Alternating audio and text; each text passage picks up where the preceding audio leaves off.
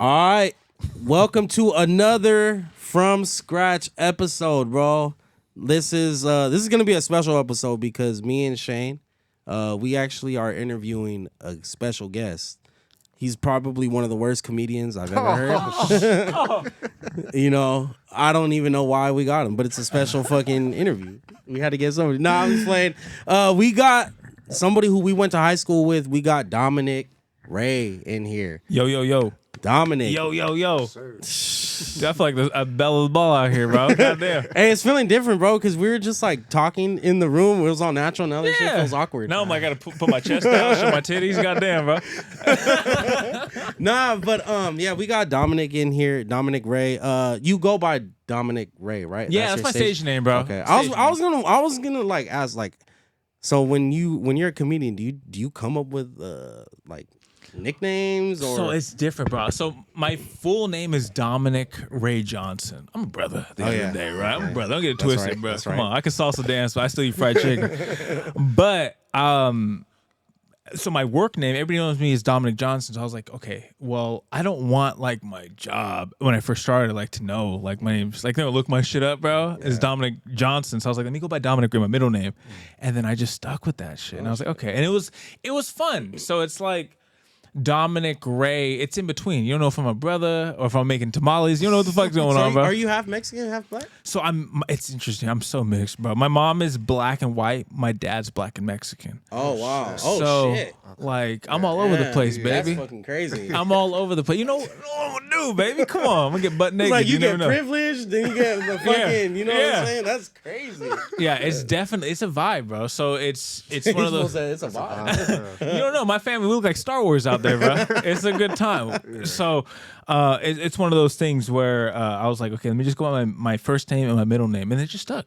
It just stuck. So I was gonna change it, and I was like, we're already here. Everybody knows me as Dominic Ray, and then we were just there, bro. Yeah, no, that's very interesting. One of the things that we were talking about off camera, right? We were talking about like because me and Shane, we've known him since high school. I mean, I guess Shane's known him since YMCA days. We'll get into that shit later. Come on, James, man. James don't even remember, bro. Come on, I'm the only one remembering shit. So we were talking and we were saying, like, I was like, yeah, I knew Dominic in high school, but it's like to see you be a comedian now and doing that, I'm like, it makes sense.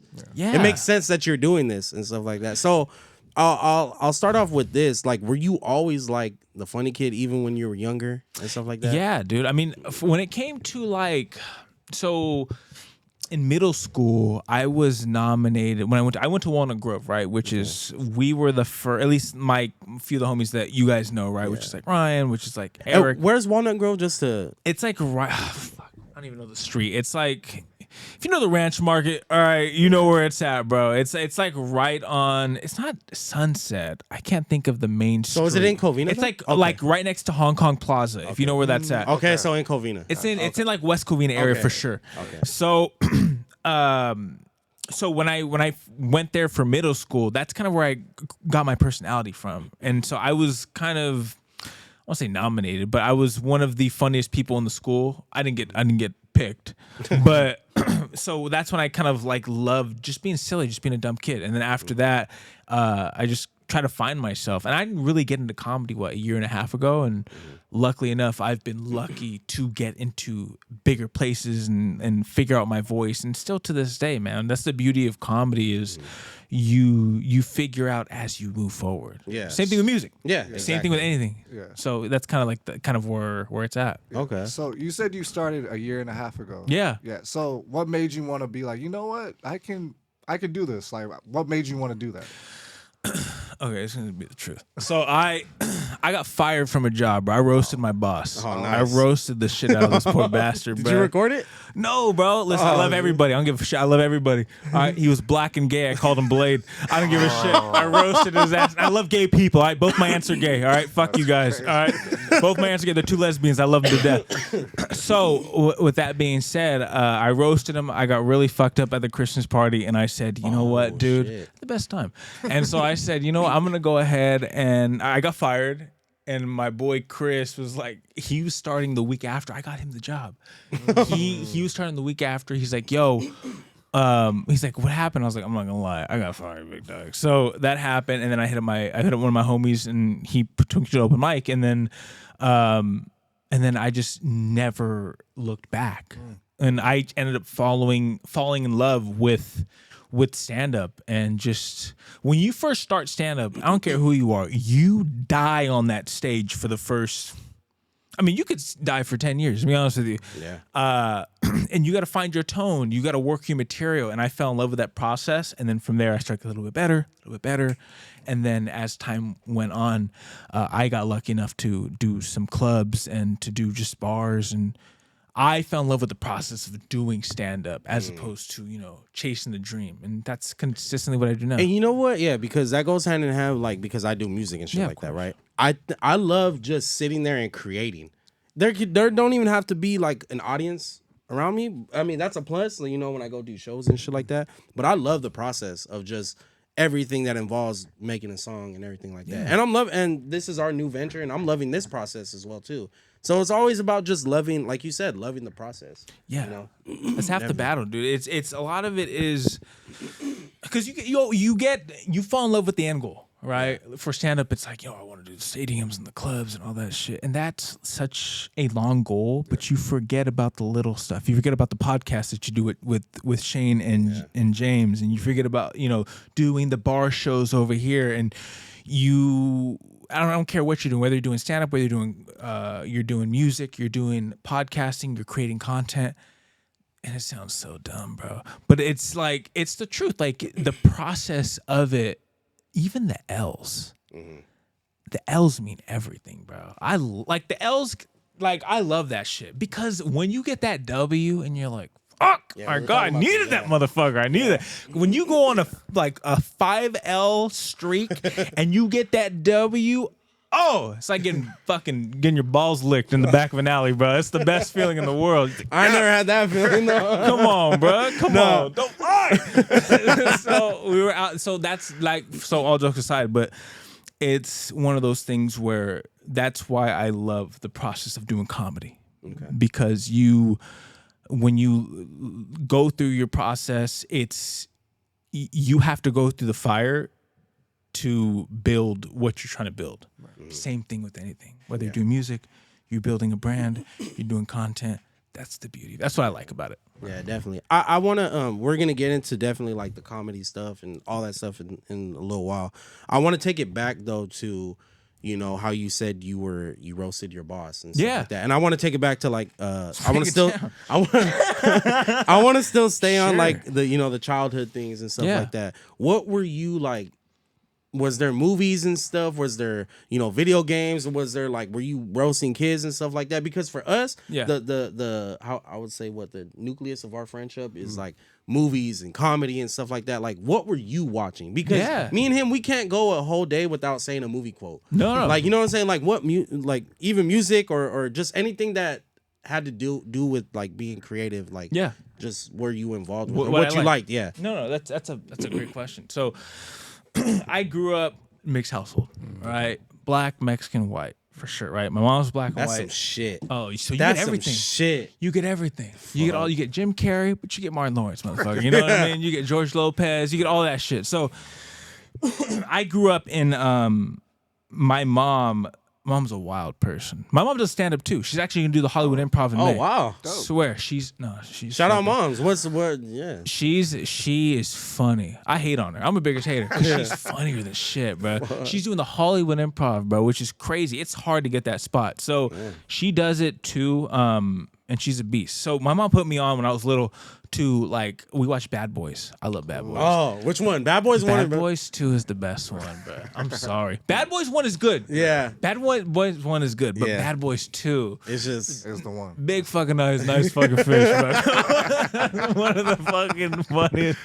That's one of the best. Look at your pupils. Yeah, look at your pupils. His eyes looking at him and shit. That's my favorite thing. So my mom put me onto that shit when I was little, and just different comedies, man. A lot of black comedies growing up. The Mask with Jim Carrey, very different style than me, but it's good to have that in my back pocket. So I took all that knowledge in with my grandparents too, very much of a Hispanic household, right?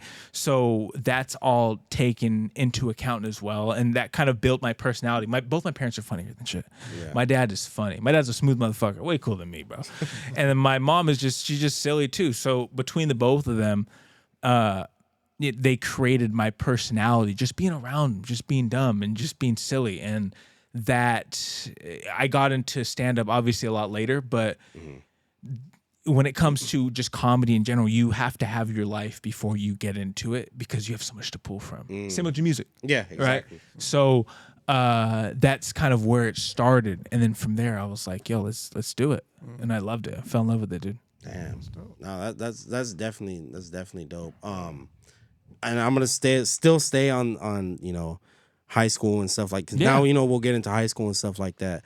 I remember first meeting you, and it was football. Yeah, and I was like, "Who's this tall fucking kid?" Even though, like I said, we never really talked. Like we talked in high school, like we knew each other. Yeah, of course. But like we weren't fucking hanging out and shooting the shit. Different circles. What was your first introduction of you and, if you could remember, dude? Me and Shane. Break it down for you. All right, I got time. Shane, you don't remember this. And this pisses me off. Dude, we went to the YMCA basketball team. I was maybe 13, had a Jerry curl. Soul Glow. That's what I look like, bro. And so we did a YMCA basketball. We're maybe like 13, 12, whatever. And so that's where you and I had our introduction. You don't remember? I remember it. James, I think it was freshman year, dude. You were always you were a little more flyer than everybody, bro. Nah, don't play that shit, really dude. You're always a little bit cooler than everybody, bro. James had the voice. James always had the vibe, dude. So I knew you through there, right? I didn't get no hoes though. That was the crazy all part. Good. None of us did. We had a good time. So one of those things where I knew you. Obviously, I think you did play a little bit of sports as well. Football, just that one. Hell yeah. But who cares? Didn't play. Basketball, Forgot. And then I knew Shane through there. So that's where I met you guys too. We obviously we weren't in the same circles, but we knew each other. Yeah, everyone knew. Yeah, our class. I say we had the coolest class ever because we felt like we were all just kind of just doing our thing. Yeah. Right, we knew each other. We had our conversations. Hey, what's up, man? Hey, how you doing? Good. Same thing all with love. You. Yeah. And it was all love. And then that's the beauty of our circle. I would say, at least our class. We didn't have anybody weird in our class. Yeah, I don't think so. Yeah, no, I don't. I mean, I don't know about that. Names. You remember the kids that used to run to lunch? Right when the bell rang? With their one backpack? Hey, what about the kids who used to do parkour and fucking in the middle of lunch and shit? Bro. I remember there's this one kid who just do backflip off the trees. I love it. I love it, man. He's scaring the bitches either way, man. It's not like we were gonna get him. You know what I mean? Come on, man. And then you had those one kids who just you feel like, maybe I shouldn't come to school tomorrow. Bro. If you had the roller backpack, I'm not looking you in the eye, bro. There's no way. Hell no, dude. I ain't built for that. So this is a question, right? I think going forward, I'm going to ask every single interviewee. Yeah. Who were your crushes in high school? Because, hey, we had to do it. You got to do it. I'll tell you a great story. If you're not afraid to name them on camera. I don't give a fuck. These bitches ain't sucking it now. Let me tell you the truth, bro. I love you. Dude, I have so many stories, bro. I mean, listen, I'm the king of L's. So when it came to the shorties in high school, so there was a couple of them, all right? You remember Amanda Gonzalez? Oh, what? Oh, wait. Is that Tristan's? No. Wait, hold on. Oh, no, you're thinking of Amanda Bartlett. She is Amanda Gonzalez now. Never mind. She is now. You scared me. Yeah. Sorry. No disrespect, Tristan. That's my dog, bro. I can't disrespect Tristan. He was in the Taco Bell commercial. He was in the Taco Bell. He was doing the kicking and shit. Yeah. No, Amanda Gonzalez. There was some other chick, some Hispanic chick, and there's other chick with black. I don't remember their names. Damn it. Damn. We need names. I know. Listen, I call them the Three Horsemen. These bitches were the baddest ones in the game. And one of them, I forgot her name. She was so bad, bro. And I was a junior in high school. I think it was like Jasleen or some shit like that. She was so fine. Was she a year older than us? Yes. Oh, I know exactly who you're talking about. This is a true story. And if you see me now, I don't give a fuck. She was like she hung around with like the little cholos and shit. It didn't matter. I think so. So I remember, I had such a crush on Shorty, right? And I remember she was very beautiful. She was bad. And I couldn't listen, bro. I was antisocial. I was playing sports. I could barely carry a conversation. I'm retarded. Can't say that word. So, I was over there, and I remember I wanted to talk to her. So a couple of my homies tried to put me on, and so I was fumbling every single time. So I remember one time this was after like I just failed at talking to her, and me and my homie Locke, shout out, Locke, yeah, big Locke with the hair. We went to go get get something to eat at the cafeteria, okay, and we come back and I think it was like fettuccine or something like that. Eating cafeteria food is crazy. I think I had the runs after. So we went to we sit down in the senior quad. We had the food, whatever, and Shorty comes up to me. And she's trying to talk, and I swear, this is a true story. She's trying to talk to me, bro. And I remember I fumbled so bad. I think I stuttered. Damn. I think I stuttered like 3 times. And so she's like, "Is it good?" And I was like, "Yeah, it's good." I didn't even think I finished the sentence. And that created trauma in me that's still to this day. I'm 28 years old. I still wake up in a cold sweat. That's the truth. That's a true story right there. It was her, Amanda Gonzalez, and then some other shorty. There's a few. I like them a little older. Okay. I like that monkey with a little dust on it. You know what I mean? That's crazy. That's wild. Yeah. I've had some. Yeah, that was wild. So those were your questions. Did you see how I disrupt this whole shit right now? I started having flashbacks. Because you just reminded me of something of why I had to stop talking to some. No, let's unpack it. Yeah, she's older. That's for another time. She was older. I'm just like, whatever. No, of course. But yeah, so those are your questions. That's a good little lineup. It's a nice. I mean, if you start off with Jasmine as your number 1 draft pick. She was gorgeous. Yeah, she was very beautiful. She was gorgeous. I had her for a class in freshman year. Yeah, it was. She was bad. How about you guys? Our crushes? Yeah. Oh, I'm not sure if you guys unpacked this already. Yeah, we named ours. Break it down for me. Give me a sec. Oh, well, we told you Jennifer Leva for me. That was like sophomore year. Which one was this? I had to show you, but damn it. After that, I didn't have crushes. I had girlfriends in high school, bro. You're better than us, Shane. It was a mistake. Yeah, we get it, bro. Damn it. I'm over here struggling. I had a couple crushes here and there. Nothing crazy, but nice, man. You a couple shorties. I love it. Exactly. I remember this was one I didn't bring up on the first episode. Remember Helena de Avila? Yeah. I had a crush on her freshman year. And I remember you're such a dick, bro. Because you're like, oh yeah, she likes you. I'm like, really? You were saying that, dude. And she did. No, she didn't. She only. What do you mean? What do you mean? Why do you say no? Because I never asked her. Oh, come on, bro. We can point fingers. We gotta figure it out. I think she was like the. When players get injured, they go check with her, the water girl, something. And freshman year? Yeah, or no, senior year. What? And yeah, she's trying to ice her ankle, bro. She Come on, didn't you gotta talk tap to any of the. She didn't talk to any of the football dudes, but when you would talk to her, she was like, oh, hi, a little extra. You don't remember that though, but I'm stupid, man. I'm come stupid. on, that's a layup. Come on, you gotta get those. And it's crazy. Like I always tell everybody, I had no confidence. I got no hope. No females. I know what you mean. I get you, bro.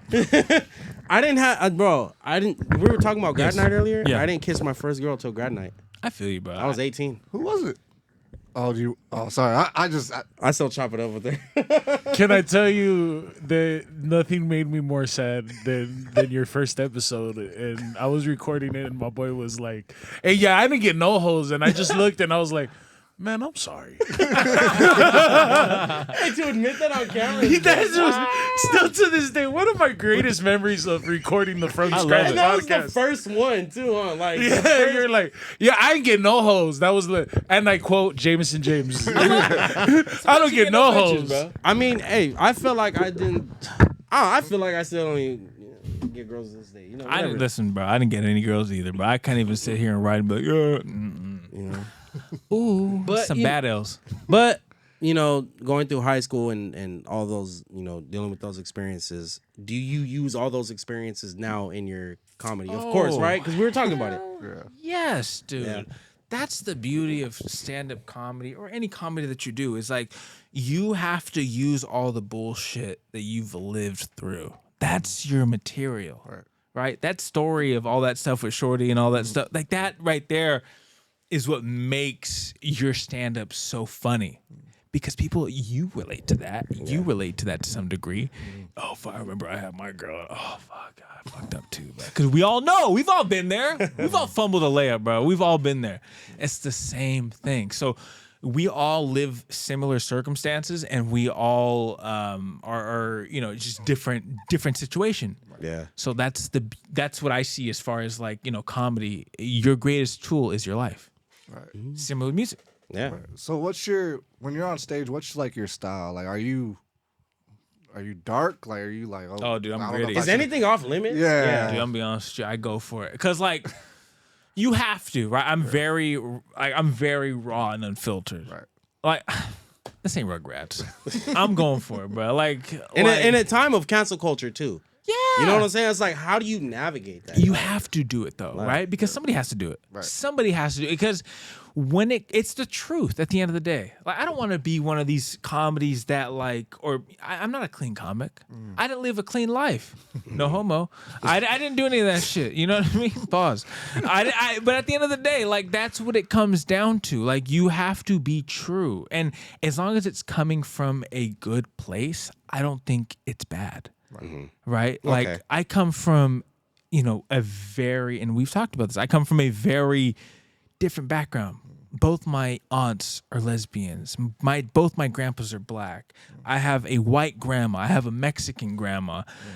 My sister is Asian. Like we the look fuck? like I'm telling you, You guys are the United Nations up in there, we bro. look like fucking Star Wars out there, dude. So it's like That's some crazy shit. so we're all over the place, but it's the way we navigate each other, whether it's my dad talking, it's me talking, it's my mom talking to me. We use comedy as a way to express ourselves because we know at the end of the day, it's all love. I got your back. So basically, coming from your background, there might be raisins in the potato salad. Exactly. There might be, some seasoning, going on. Like, and there's no salt. There's no salt, bro. It's no salt. It's parched, and we're having a good time at the end of the day, man. So that's what makes that's at least for me the reason why I like that outlet is because it all comes from a place of honesty.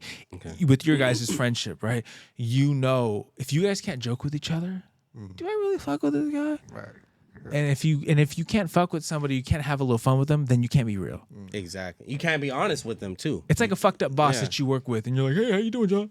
It's like, "John, I don't give a fuck. Bro. Like, are you tossing shorty or what?" You know what I mean? Like, you have fun with them. Like, Yeah. it's the bosses that you like or the bosses that you don't like. You tend to like the guy that you can have some fun with, as opposed to the guy that you feel like you have to keep, your chest out with. And hey, how you doing?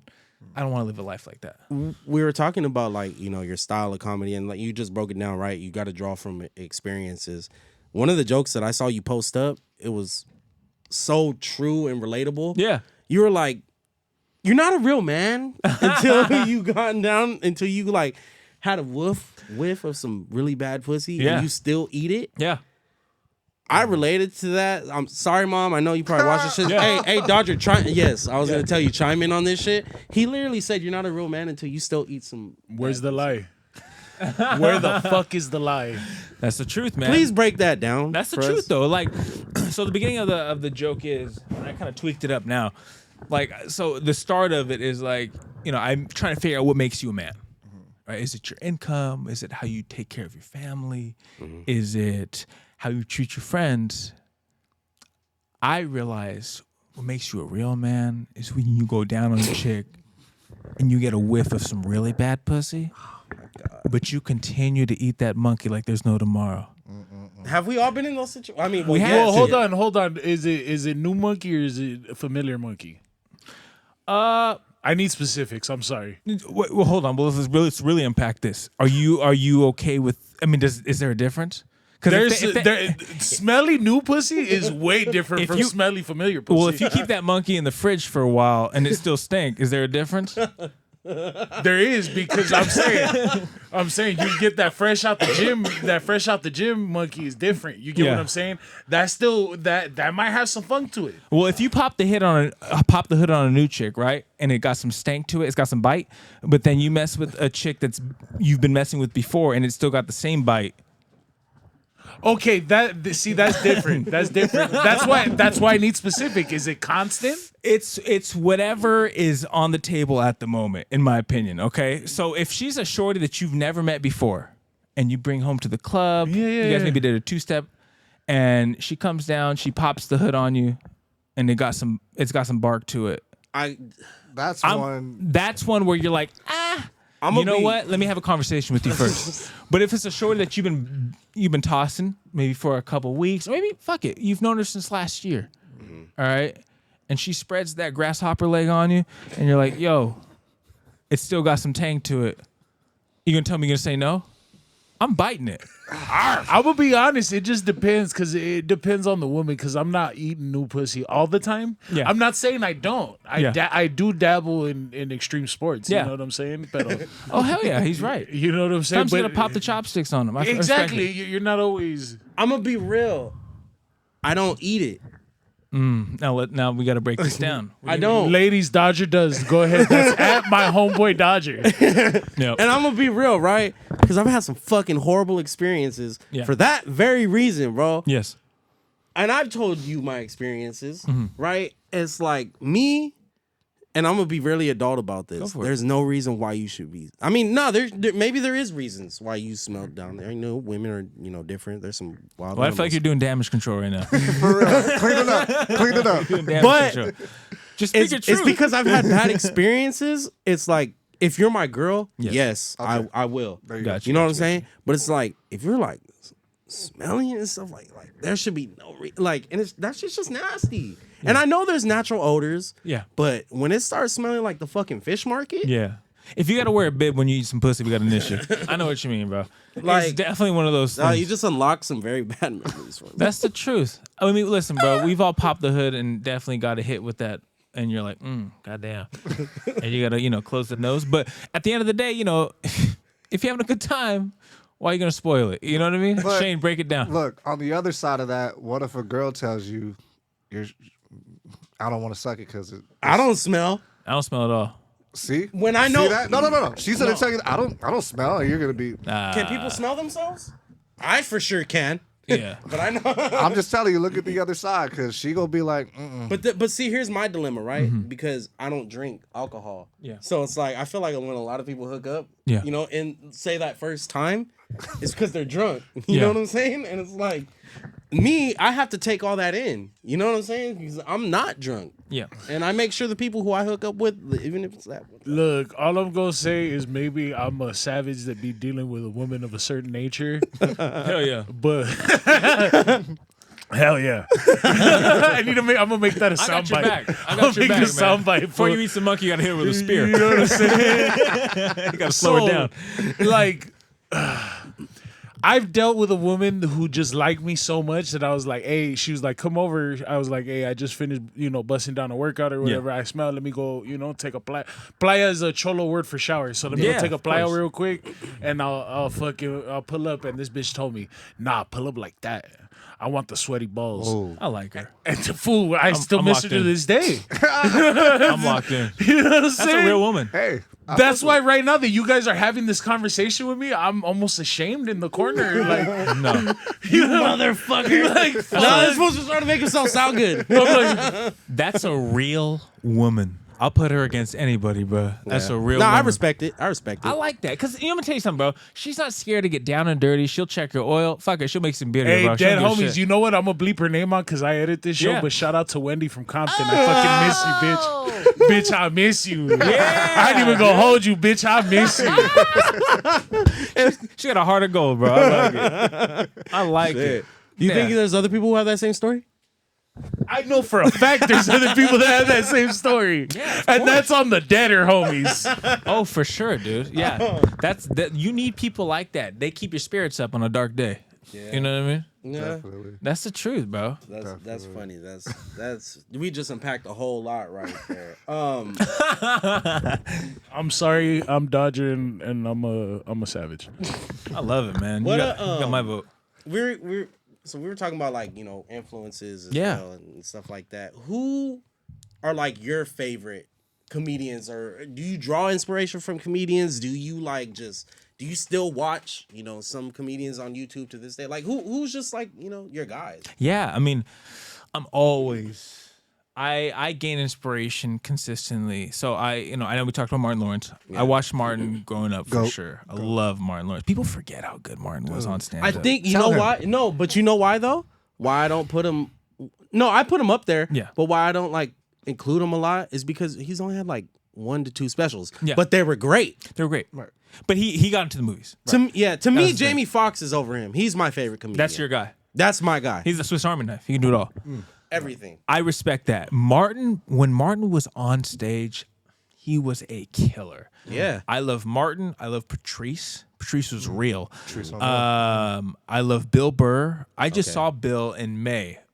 Bill, what I like about Bill is he was everywhere. You know what I mean? He did stand up everywhere, and I like that because he was. Bill Burr's the white guy who makes a show F is for Family? Yes. Yeah, that guy's funny. Bill Burr is a real dude. Let's see. I like Bill Burr. Let's see who really.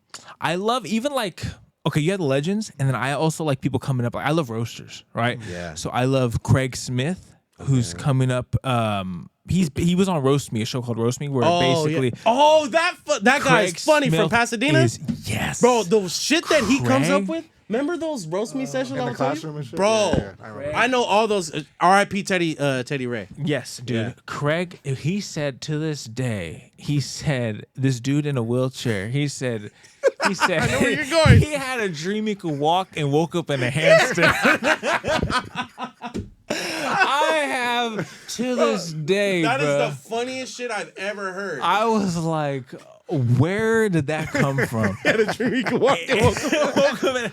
Like he still couldn't walk. He says the wildest shit. He told Doughboy. Yeah. He's like, your breath smells like heart attack meat. Yeah, dude. Him and there's another dude named Boo Capone. Oh, Boo, the old head. The old head, and Boo is funny. So I love watching the roasts because I just think they're fun. So I watch obviously the local people, but then also too I watch the legends. I feel like in comedy you have to study everybody. Right. It's just like music. You know what I'm saying? Yeah, you like your mainstream artists, but then there's local artists. And we were actually talking about this yesterday, right? Because I was like, we were talking about like the GOATs. And I don't know if we were talking about the GOATs, but he was talking about Kevin Hart. He was like, I'm like, Kevin Hart ain't really my favorite because it's like, yeah, he's like, like he's mainstream. He's mainstream. Yeah. Why I like Mike Epps better is because, he's for the streets. Yeah. You know what I'm saying? He's more relatable. You know what I'm saying? Like it's just natural. It's just, he doesn't have to try. Well, there's no like, that's the thing about like, so Kevin, there's different type of comedians, right? So Kevin has, obviously I don't know Kevin, I don't know. But at the end of the day, like, he's got a world behind him that he's got the machine. He's got the machine. He's got the corporate world, just right? like music, yeah. And it's tough when you got the corporate world. I love the comedians that they just love the stage, or they love the skits that they're doing or whatever. That, in my opinion, I like the free world because a lot of those people. I love Joey Diaz. I don't know if you know who Joey Diaz. Yeah. Joey Somebody Diaz. bring me a Diet Coke. Exactly, dude. Can of corn. Can of corn will be fun. Yeah. He's, in my opinion, because he's so free. I love free comedians because there's no.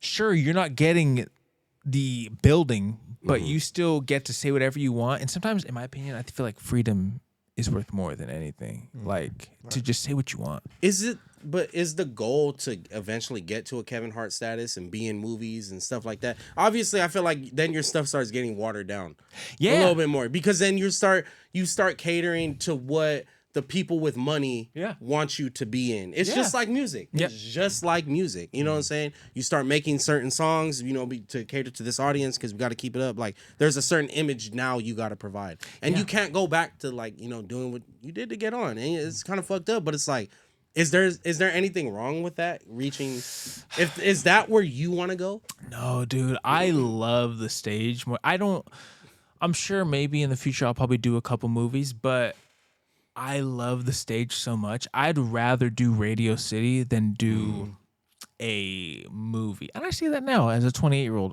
That shit could change in the next 10 years. Yeah. But I've fallen in love with being on stage more than anything because I love the art form of communication, whether it's being funny. There's so much that comes to stand-up. Everybody thinks like it comes to just being funny, but there's so many it's a dance kind of in a way.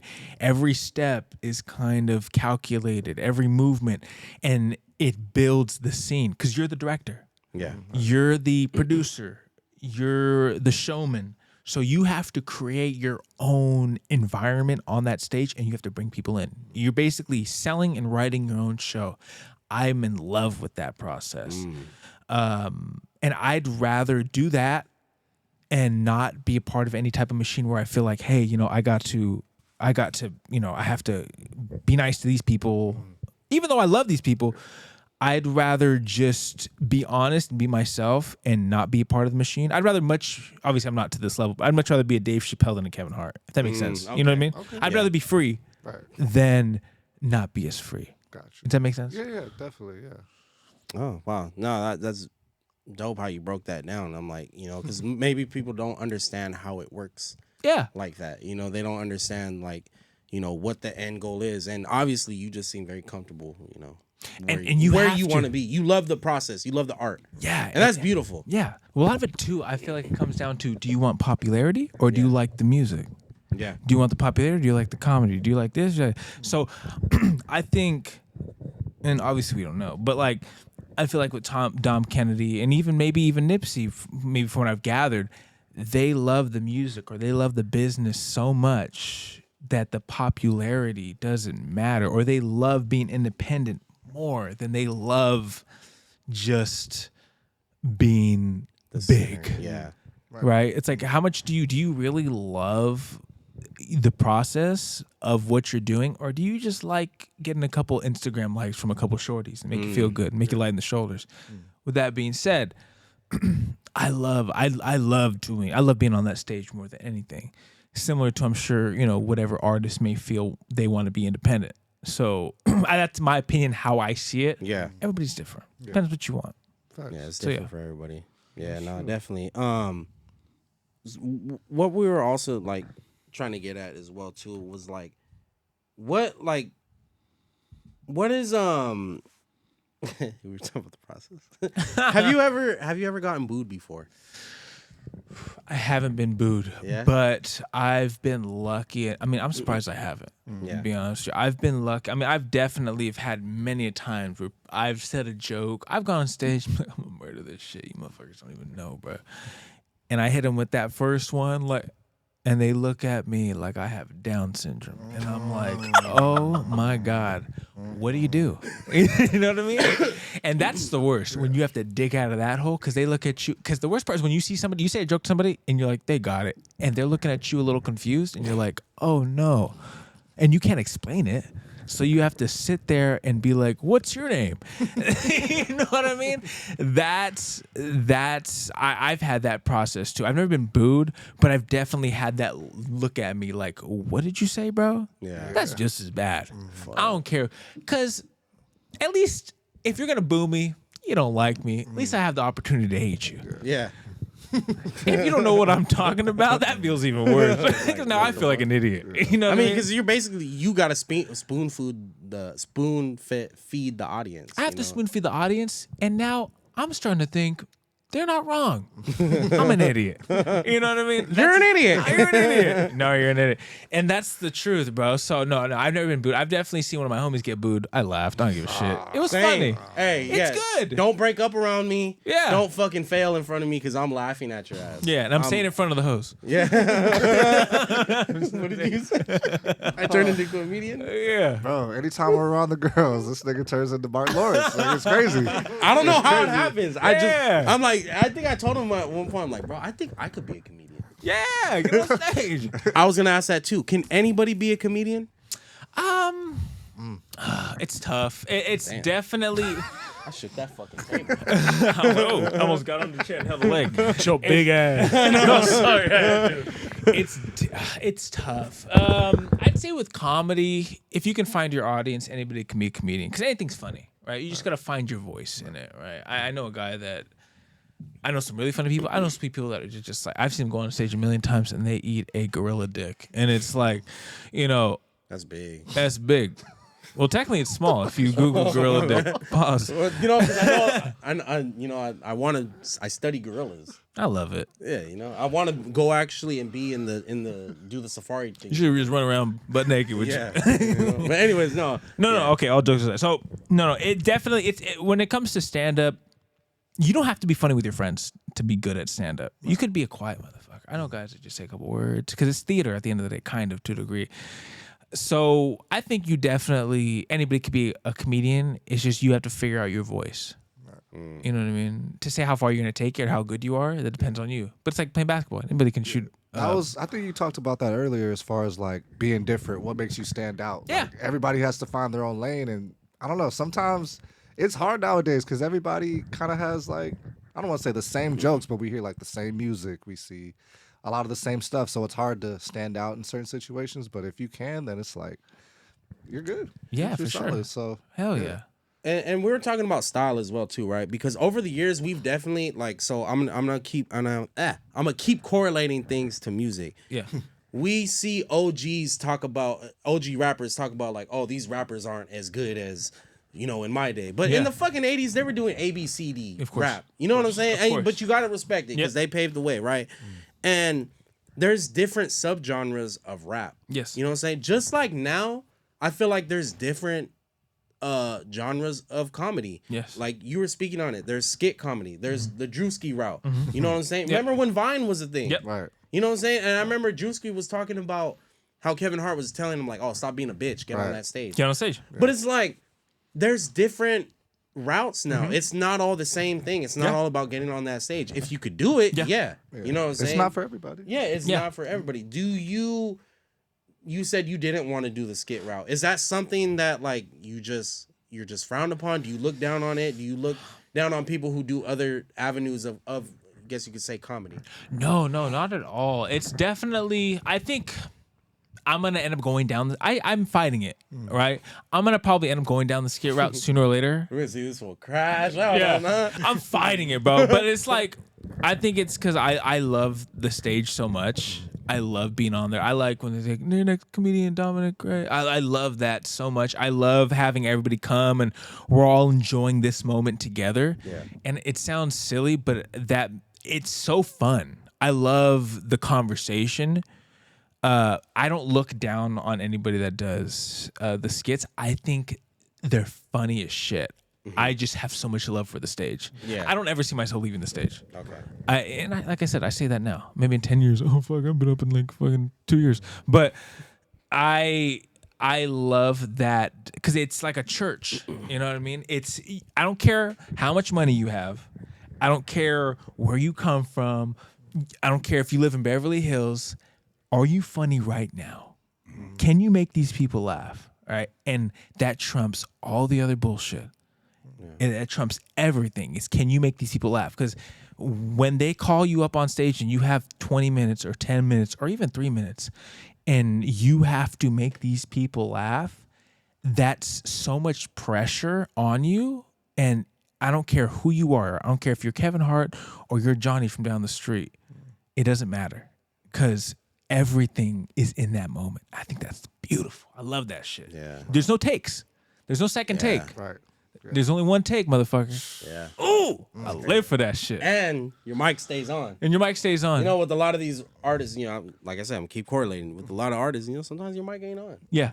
Or you got some help. But you got to deliver, and because we're still learning the podcast route and interviewing and stuff like that. How do you deal with like that silence? Like, where do you go? Like, where do you just like, as you saw me, as you could tell, audience, I fumbled. I was like, I asked them just a random ass question. Have you ever gotten booed? Yeah. That wasn't even in the queue yet. Yeah. But how do you deal with like those silences and like just, how, like, do you like, cause how we have it, we have our questions lined up. Is that how you have your jokes and stuff? Or do you just wing it?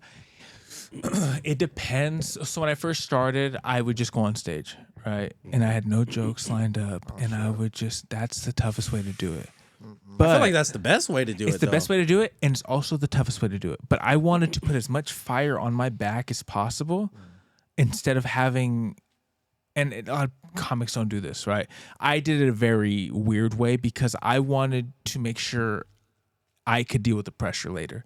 So I would go on stage and let's say I did a 5-minute set, 10-minute set, and I would just basically do crowd work and have fun and figure out the bits in the moment. And then I started writing too and kind of doing both. So for me, my process is I'm kind of like a hybrid, right? I go up and I do have written material and I have my bits. And then I'll play with you a little bit. I have a conversation. Where you guys from? You guys beating cheeks? What's going on? You guys married? Like, you know what I mean? I love all that stuff. So I want it to be like, we're having fun. Yeah. Like, I'm going to roast you a little bit, but at the end of the day, I'm going to buy you a drink. We're going to have a great time. Yeah. And, hey, I'm going to tell you some crazy shit I did earlier. I even believe this, bitch. I fucking, I was over here. And all that stuff, because we all can relate it. And even the girls related to it, too. Like, oh, my God, I know a guy. He did that, too. Yeah, you guys are disgusting. Oh, come on, we're having fun. Oh, yeah, I know. And then at the end of the day, we can all have a shot, and we can relate on one topic that we've all been on both sides of it. And for me, a lot of my stuff is raw and it's unfiltered. But when I'm saying all that stuff, I'm not saying anything we all don't know. We're all adults here. We're all adults here. There's no kids here. Yeah. Like we've all been there. I don't care if I'm talking about, someone's grandma or if I'm talking about, my dad doing crazy shit. It doesn't matter. Like we're all adults and we're all going to relate in this moment. So yeah, that's kind of how I see it. Oh, okay. So I think you touched on it earlier about, you starting a year and a half ago, your first show you went to. What was that first show like? Yeah. Where was it at? What was the reaction? Yeah. How did it go? What was it like? So my first show was in I did a lot of open mics before. So open mic is, you go to like a play. I look online. You can go to OC, you can go to LA. You look them up. Hey, there's a place called Fourth Wall, which is a comedy club kind of. It is a comedy club. And you can do open mics there. You can do any bars that have them. You research them and you build your act, right? Whether it's 5 minutes, it's 10 minutes. Usually if you're doing a show, it's about 10 minutes. My first show, I started doing stand-up last year in December, and my first show was in March. And congrats, year in. Yeah, it was definitely, it was one of those things where I was so nervous. I was so scared. But my show was fun. I had a good time. I was a little bit nervous. I only did maybe 5 minutes on the show. And you have to build your time through the open mics. Open mics are way tougher than shows. It's like paying your dues, you would say? Kind of. It's kind of like paying your dues. Yourself? Exactly. Yeah. And they're tougher because a lot of it's with other comedians, right?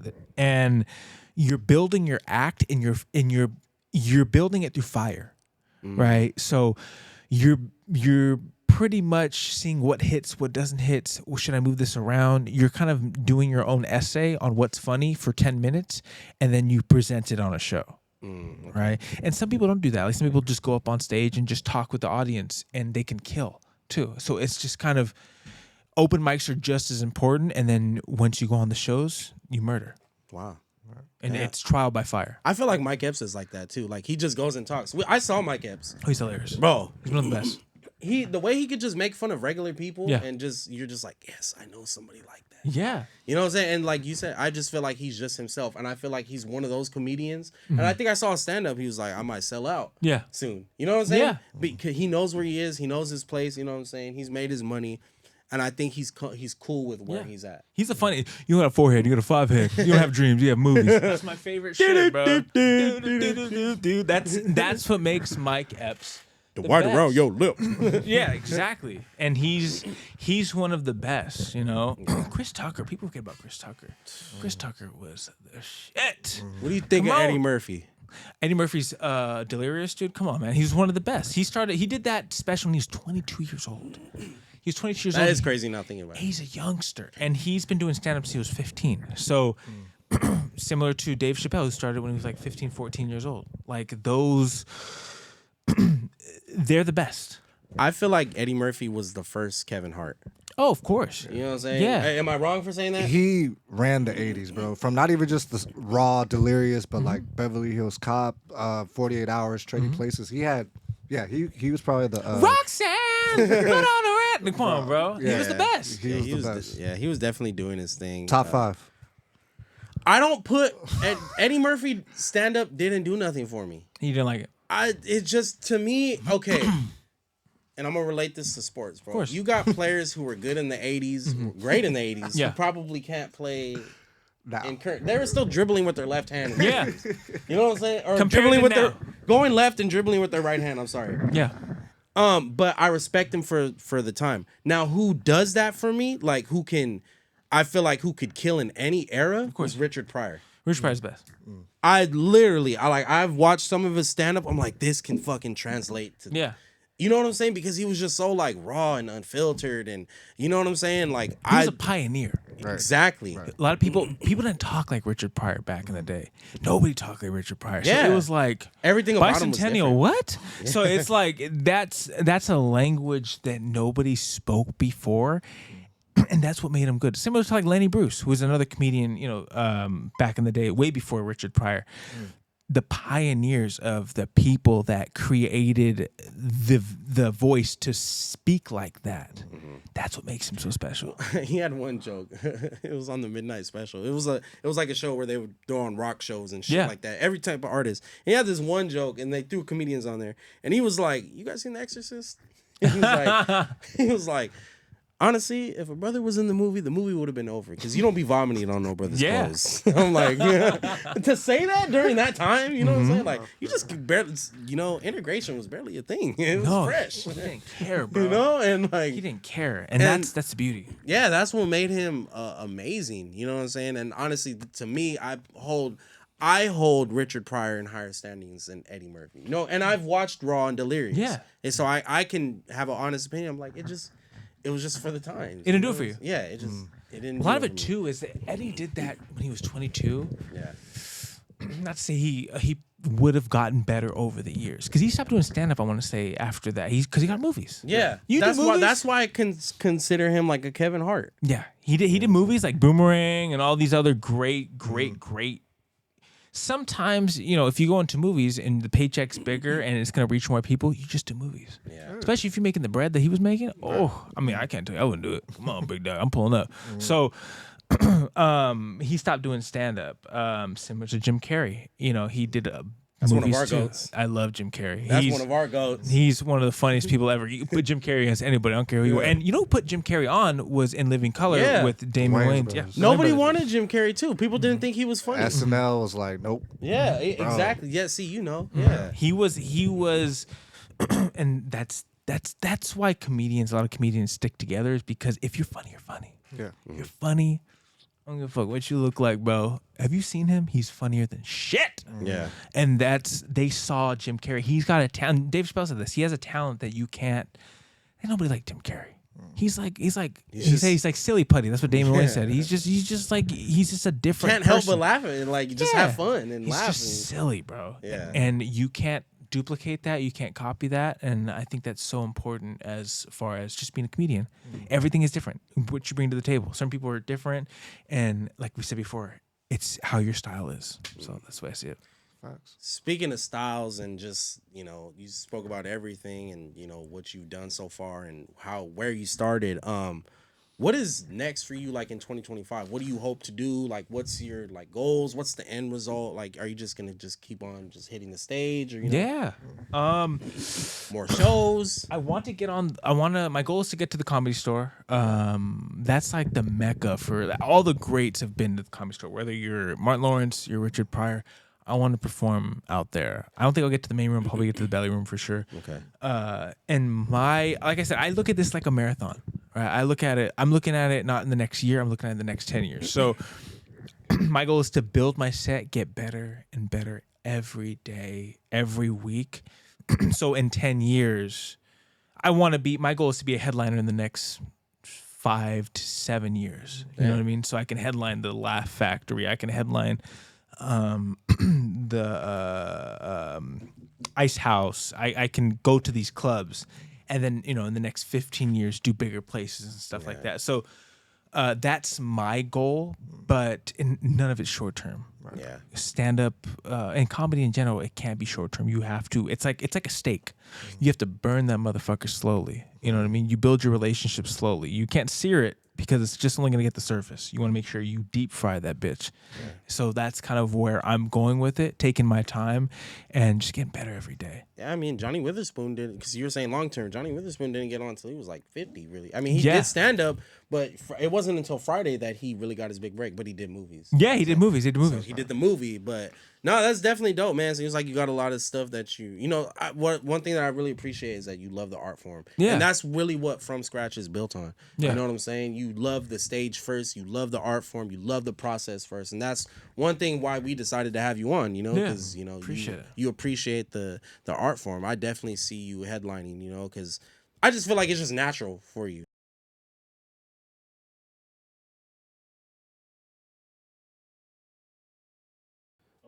Yeah, because, we're definitely going to DP Dodger, after all this. He's definitely getting a discipline after this. Cause, Not a DP. Yeah, this is the third. Overworked.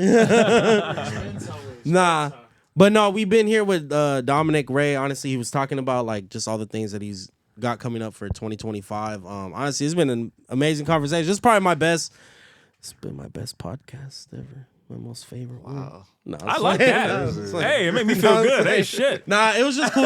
It was just cool just having someone else to talk to. Yeah, our first interview, man. This is dope. I appreciate you guys hitting me up, man. I mean, it's definitely fun. And I said this before in the conversation outside of the room, but it's nice to see that you guys have your representation of the SGV area and building a voice for people that are more towards that, because we already know LA, we already know OC. We have a spotlight now with you guys as far as pushing more people in our area. So, kudos to you guys, man. I definitely tip my hat. That's awesome. It's really cool. And, I'm a full supporter. This is definitely the essence of it. It's like I said, our shit is from scratch. Right? Yeah. We definitely just want to highlight, the people who start from scratch. And like Jane said, before we even had a first episode, I'm like, oh, Dominic's gonna be our first guest. Yeah, I appreciate it. You know what I'm saying? I'm like, there's no, because I just see the consistency. I see like what he's doing. I see like and I see quality as well too. Like, who's ever do the venues, just real quick, do the venues record it for free? The venues record it, and a lot of it too is I know a lot of the producers that work there, and cool. Like different, like bigger ones that I do, whether it's like a Fourth Wall or the Ice House I've done before, or the Laugh Factory. They have a production that works on them.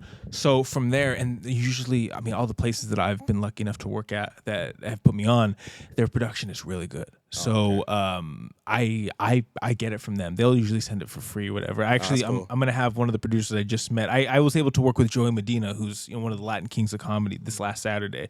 He brought me on to a private event, and I met one of the producers, and that's the beauty of it, is you get to meet these guys that are so good at the editing and that other side of it, and you get to learn. Even being here, I'm learning with you guys and kind of watching how you guys do it. I think it's just a well of knowledge that you get to kind of keep as another quiver in your back pocket. So same exact thing. Yeah, no, definitely. We definitely fuck with what you're doing.